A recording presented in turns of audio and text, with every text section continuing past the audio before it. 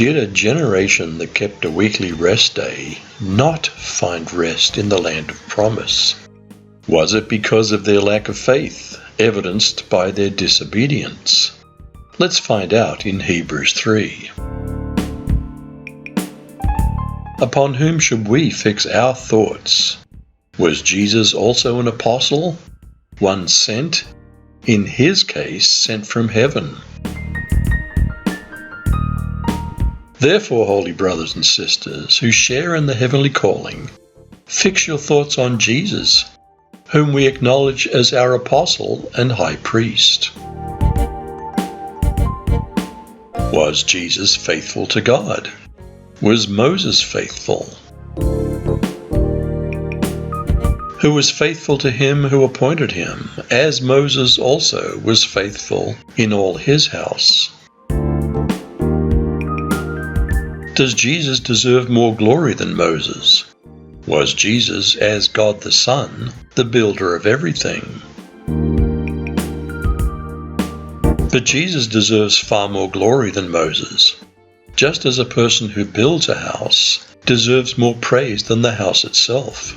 For every house has a builder, but the one who built everything is God. How are we Christ's house? By membership in an exclusive church led by men, or holding fast to our confidence and hope?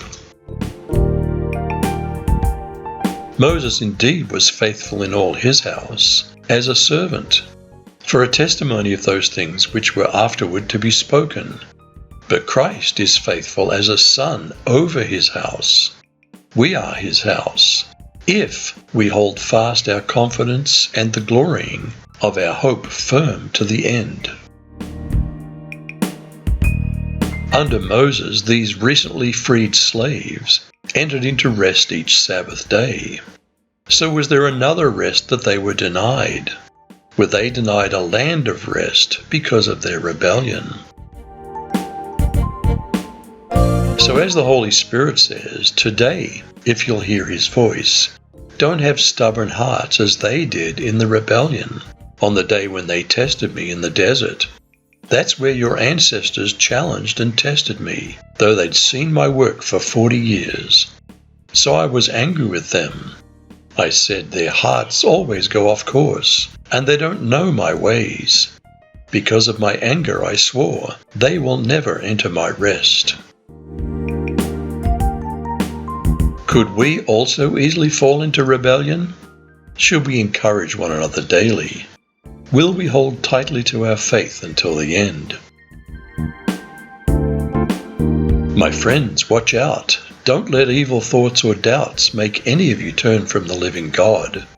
You must encourage one another each day, and you must keep on while there's still a time that can be called today.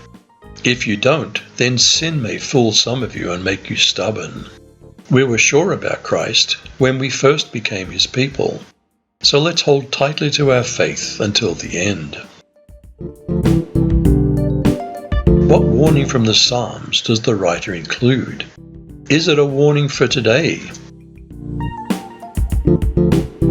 As it said, today if you hear his voice, don't harden your hearts as in the rebellion. Is not being allowed to enter a rest in the land of promise linked to their rebellion against what they heard?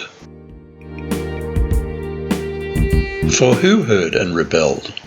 Wasn't it really all who came out of Egypt under Moses? And who was he provoked with for 40 years? Was it not those who sinned, whose bodies fell in the wilderness? Why did a Sabbath-keeping people not enter the rest of the promised land? Are disobedience and unbelief connected? And to whom did he swear that they would never enter his rest? It was to those who disobeyed him, was it not? So we see that they were unable to enter because of their unbelief. Did a generation that kept a weekly rest day not find rest in the land of promise? Was it because of their lack of faith, evidenced by their disobedience? You decide.